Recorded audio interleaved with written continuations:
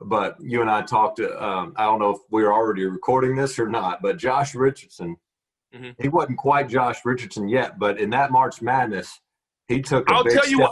I'll tell you when he became Josh Richardson. Man. So the play-in game in Iowa, right? Yeah. I want to say it's the second half he became Josh Richardson. He was just Richie early on. Yeah. You know, just Richie. Because describe for people, like, this guy came in and like skinny jeans before they were cool, glasses. Like, he was just the dorky, athletic young kid that was like the 3-star or whatever he was. Yeah, Josh took a while. He was more of a project to build up. But I think, like I said, I took it upon myself to be, because obviously, like I said, I wasn't the same player physically. So I had to take it upon, because me and Coach Martin, we got a different kind of relationship. For folks that don't realize the knee injuries you had and the offseason surgery and all those things, Yeah. So I had about like 3 or 4 surgeries in my career that obviously set me back. But so with the surgeries comes, you know, introspection, right?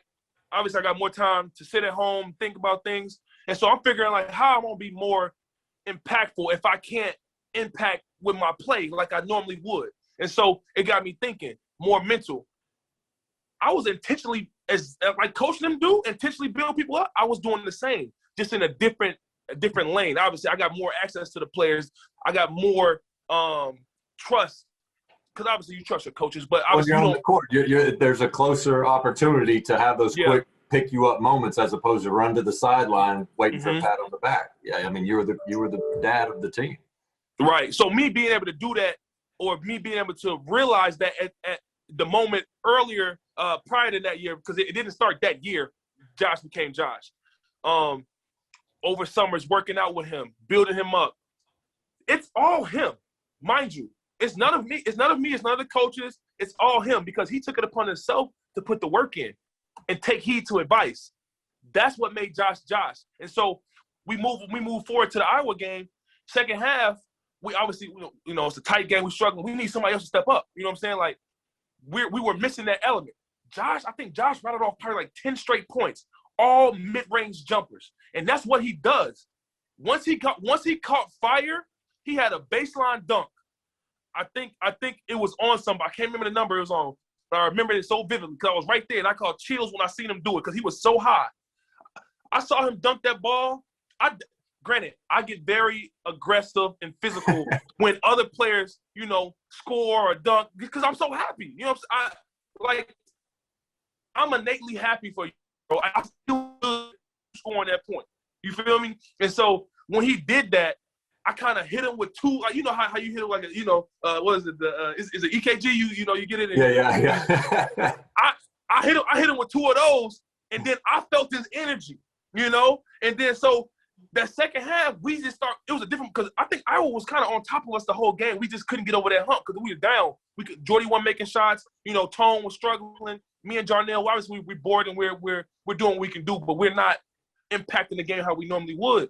And then towards the end of the game, Josh really got us over that hump to win the Iowa game because no one else really showed out. Granted, I had an N1 late in the second in the overtime that kind of sealed it, but it was really all Josh that pushed us over that hump in the play-in game. And we showed our gratitude once we got in the locker room for him because it really was it was a team effort, of course, but that's the game he became Josh Richardson to me. I couldn't agree more. You know it much better than I do. And I remember following that season was when the SEC Network started. And that was my first year on there, and they were like having you predict breakout players.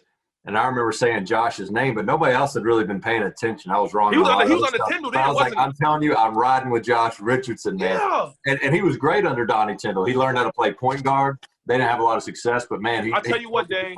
I'll tell you what. Donnie Tyndall is what made Josh a pro. And this is just from my perspective. Forcing him to play the point. Jordan McRae getting to play some point under Konzo, that showed scouts they can play the 2 or the 1. I agree. Because previous before that, Josh was like on the wing, never really handled the ball. He never really came off ball screens. He was just catch and shoot slasher guy, you know. And I think Donnie Tyndall saw something in him because, granted, I think they didn't have the roster that he wanted, but obviously he saw enough to say, Josh, you're gonna be my man with the ball. I'm gonna put it in your hands. And he gave Josh that freedom and that courage to be himself. And Josh found himself throughout that season. You see Josh's confidence. You know, he's always a great defender. That was always his staple. Even because he played with Armani Moore that same year. Yeah. Both of them guys kind of elevated their game of play. Even their styles was a little different dynamic than they were under Coach Martin. And I think Donnie Tyndall was what essentially got Josh to the pros.